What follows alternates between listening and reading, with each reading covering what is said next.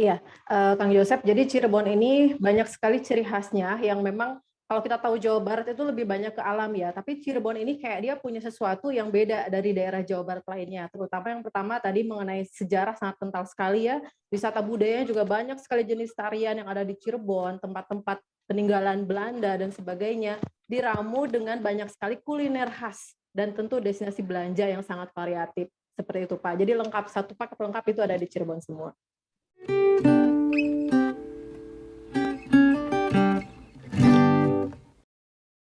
Selamat datang di kanal podcast Pariwisata Indonesia.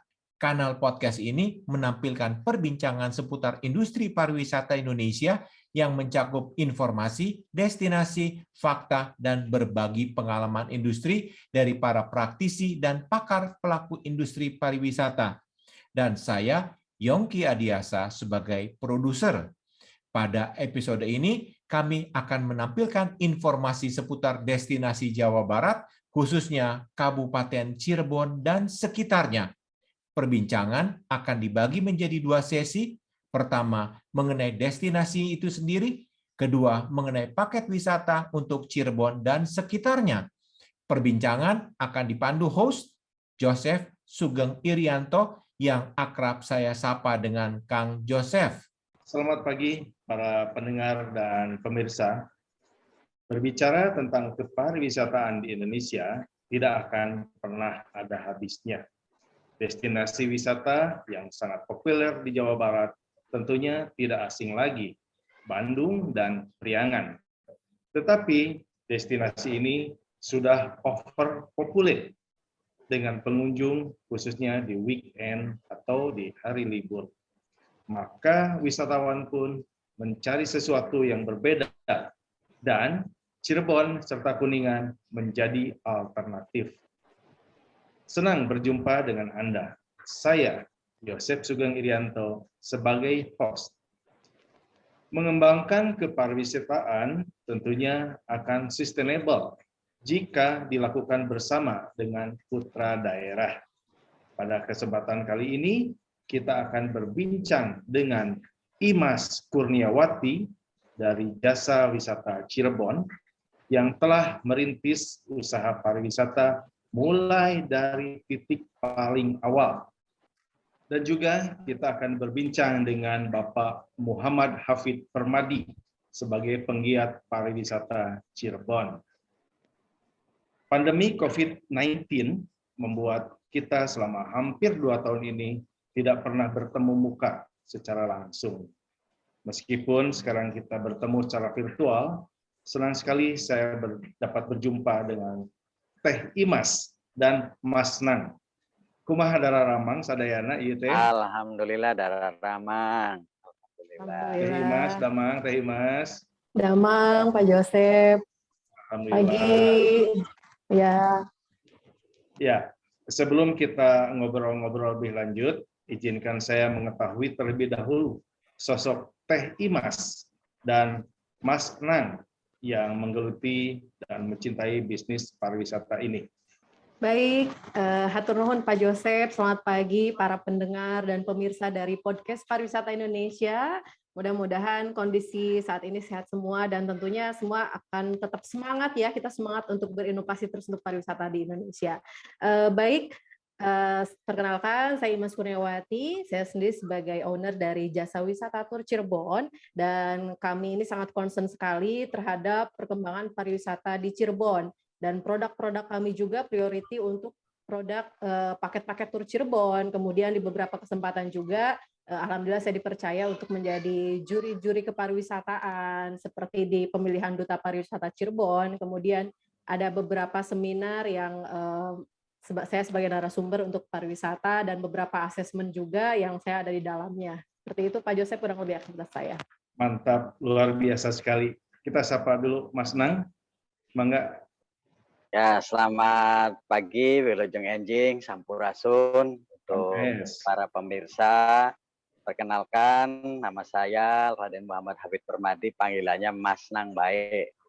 Saya bergerak di penggiat pariwisata, yang mana di wilayah Cirebon ini banyak potensi-potensi pariwisata yang harus kita kembangkan. berkaitan dengan topik kita pagi ini, destinasi Cirebon. Kita akan coba berbincang dengan Mas Nang, bagaimana sejarah singkat Cirebon, Mas Nang. Baik, sejarah singkat Cirebon ini didirikan awal oleh putra Prabu Siliwangi, yaitu Raden Walang Sungsang, yang dikenal dengan gelar Pangeran Cakrabuana, yang awalnya merupakan daerah pesisir Tegal Alang-alang berkembang menjadi suatu negara, diteruskan oleh Syarif Hidayatullah Sunan Gunung Jati, yang mana di Cirebon ini terdapat destinasi sejarah dari mulai Masjid Agung Sang Cipta Rasa, Keraton Kasepuhan, Keraton Kanoman, Kecerbonan, Keprabonan, dan Astana Gunung Jati dan Astana Gunung Sembung. Untuk awal destinasi, kebanyakan destinasi sejarah dan religi, seperti itu. Ya, rupanya banyak sekali ya destinasi Cirebon. Itu baru dari sisi sejarahnya. Nah, kembali ke Teh Imas. Teh Imas, kira-kira destinasi Cirebon yang lain yang Teh Imas ingin sampaikan apa nih, Teh Imas? Iya, Kang Joseph. Jadi Cirebon ini banyak sekali ciri khasnya yang memang kalau kita tahu Jawa Barat itu lebih banyak ke alam ya. Tapi Cirebon ini kayak dia punya sesuatu yang beda dari daerah Jawa Barat lainnya. Terutama yang pertama tadi mengenai sejarah sangat kental sekali ya. Wisata budayanya juga banyak sekali jenis tarian yang ada di Cirebon, tempat-tempat peninggalan Belanda dan sebagainya. Diramu dengan banyak sekali kuliner khas dan tentu destinasi belanja yang sangat variatif. Seperti itu Pak. Jadi lengkap, satu paket lengkap itu ada di Cirebon semua.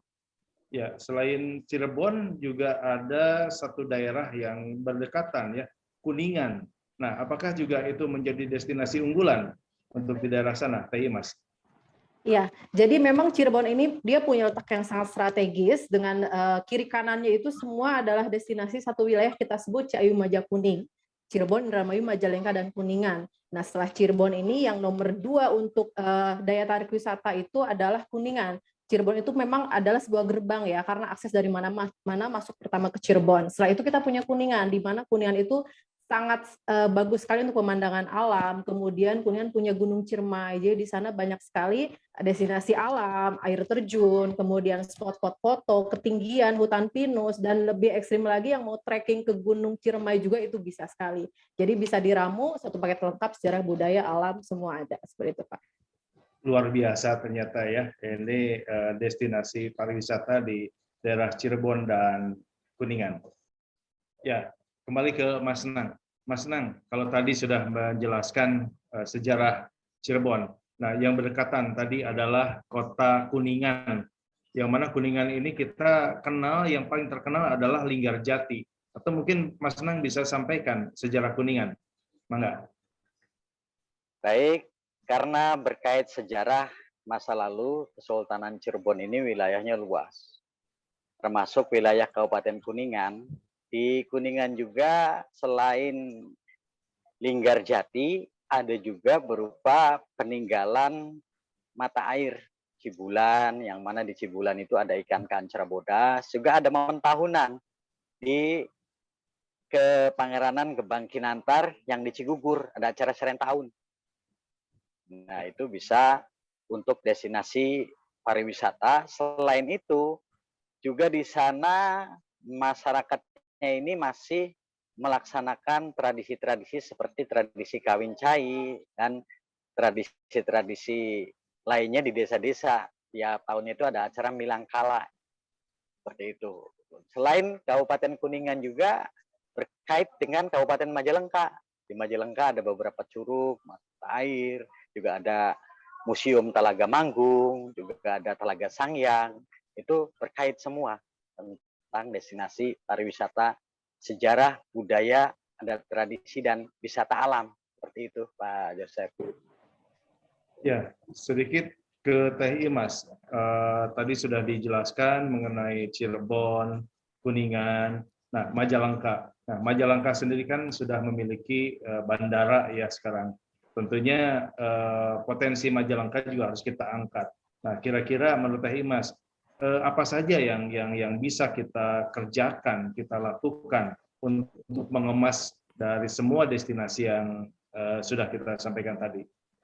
Ya, Baik Kang Joseph, jadi kembali bahwa wilayah 3 ini merupakan satu area yang sangat lengkap. Kalau kita bagi porsi, untuk akses masuk itu Cirebon sudah jelas punya stasiun gitu kan, terus akses tol juga banyak, kemudian sekarang ditambah bandara yang berada di Majalengka. Nah, daya dukung dari wilayah-wilayah yaitu Kota dan Kabupaten Cirebon, kemudian Kabupaten Kuningan, kemudian Kabupaten Majalengka, dan terakhir Kabupaten Indramayu. Mereka masing-masing punya spek. Kalau boleh dipetakan itu, oke, akses masuk, fasilitas hotel dan sebagainya, semua ada di Cirebon dengan yang kental wisata sejarah budayanya. Nah, kita naik lagi ke atas, kita punya Kuningan, tadi udah dibahas wisata alamnya. Majalengka pun ternyata banyak sekali surga tersembunyi di sana, yang memang tekstur alamnya pun beda dengan Kuningan, seperti itu. Karena di sana, jadi sama-sama alam, tapi punya khas juga. Contoh kayak teras sering Panyaweyan, itu adalah sawah-sawah yang sengkedan sawah yang sangat bagus, pemandangannya, view-nya, kemudian ditambah lagi ada bandara lebih dekat di sana. Jadi kalau misalkan turun ke bandara hanya sekedar one day ke Majalengka pun sudah bisa, karena di Majalengka sudah tersedia. Kemudian ditambah lengkap lagi, selain alam dan sejarah budaya, ada namanya Indramayu. Di sana itu dia punya kekayaan bahari ya, lautnya. Jadi kalau Kang Joseph, Pak Yongki itu senang-senang seafood, wah di Indramayu itu banyak sekali kuliner seafood, segala macam ikan, terus ada namanya pindang manyung, itu perlu dicoba. Jadi lengkap, mau darat, laut, gitu ada semua di wilayah 3. Ya, menyambung masalah kuliner. Di Cirebon itu terkenal dengan namanya tahu gejrot ya, Mas Nang. Ada nggak sejarahnya? Tahu gejrot itu gimana? Baik, tahu gejrot ini yang khasnya itu di daerah Ciledug, Cirebon Timur, karena perkembangan pada masa zaman kolonial itu dibangunlah pusat industri pabrik gula, Joseph, di daerah Ciledug. Tahu yang mana tahunya itu khusus juga menggunakan air gula merah dan dikasih bumbu. Jadi itu untuk tahu gejrot, yang makannya pun khusus menggunakan piring terbuat dari bahan tanah. Nah, selain itu ada juga nasi jamblang. Nasi jamblang juga berkembang ini zaman Belanda juga, ketika Belanda mengembangkan pusat industri di daerah Palimanan. Terus ada empal gentong, termasuk warisan daripada kuliner Kesultanan, yang ngumpulnya hanya di daerah Embat-Embat, karena di sana di Embat-Embat itu ada tokoh yang dulu meramu kuliner yang namanya empal gentong. Juga setiap kegiatan adat tradisi di Kesultanan itu ada menu-menu khusus. Seperti kemarin acara Rajaban ada menunya nasi bogana, dan berbagai macam percampurannya. Juga ada nasi jimat. Nasi jimat itu jenis nasi kebuli yang dikeluarkan tiap tahun sekali, ada acara peringatan Maulid Nabi. Nah, itu kuliner juga ini di sini sangat banyak. Selain jajanan pasar, itu kuliner-kuliner yang khusus itu ada, seperti itu. Lengkap sekali rupanya ya. Betul. Satu lagi pertanyaan terakhir untuk Mas Nang. Baik. Cirebon ini dikenal sebagai kota udang. Ya. Baik. Nah, kenapa itu bisa disebut sebagai kota udang? Baik, Cirebon selain disebut bumi para wali, karena dulu perkembangan Islam pusatnya awalnya di Gunung Jati, berkembang hingga zaman kemerdekaan disebut kota udang, karena udang itu sebagai salah satu komoditi di Cirebon. Awalnya udang kecil yang namanya rebon. Ci itu cai, rebon itu udang kecil, nanti bisa diolah, dibuat terasi dan petis. Seperti itu kan Yosef, Cirebon itu. Oh, Cirebon itu berarti dari kata cai dan rebon. Cai, rebon. Ya? Rebon betul. itu udang kecil, makanya disebut betul. Cirebon, kota udang. Betul, kota udang. Oke. Luar biasa nih. Saya pernah mendengar ya, ada Jennifer. Nah, Jennifer itu perempuan cantik atau apa sih? Coba saya mau tanya Mas Nang, mungkin yang ahli sejarah nih. Jennifer itu apa sih? Jennifer itu adalah salah satu minuman khas yang ada di wilayah Kuningan dan Cirebon. Singkatan dari jeruk nipis peres. Itu Jennifer. Saya pikir Jennifer itu nama orang Sunda ya kan, kalau F dengan P itu selalu terbalik. Jadi Jeniper itu jeruk nipis Iya. peres ya, Jeruk minuman. tipis peres. Itu khas Betul, dari minuman. ya, khas dari Cirebon atau dari Kuningan itu? Dari Kuningan dan Cirebon. Oh, Karena begitu. tadi yang disampaikan Teh Imas ini, Cirebon, Kuningan, atau Ciayu Majakuning ini berkait. Jadi produk-produk untuk belanja itu semuanya ini dari produk 3 wilayah itu. Seperti itu. Produknya Cirebon punya Campolai, Kuningan punya Jeniper, itu saling silang jadinya. Sana ada, di sini ada. Untuk ekonomi kreatifnya. Di samping itu juga pengembangan daripada desa-desa wisata juga ada di Cirebon. Kampung Graba, Kampung Batik, itu yang sampai saat ini banyak juga orang-orang yang belum banyak berkunjung ke sana. Dan tadi kalau kita berbicara batik, ini yang luput dari pengunjung gitu ya. Di Trusmi itu asal muasal batik itu ada destinasi wisata sejarahnya, yaitu makam Mbah Buyut Trusmi sebagai cikal bakal yang membatik di Trusmi, seperti itu. Jadi Trusmi itu nama orang ya sebetulnya. Mbah Ya, Trusmi itu. Mbah Buyut Trusmi.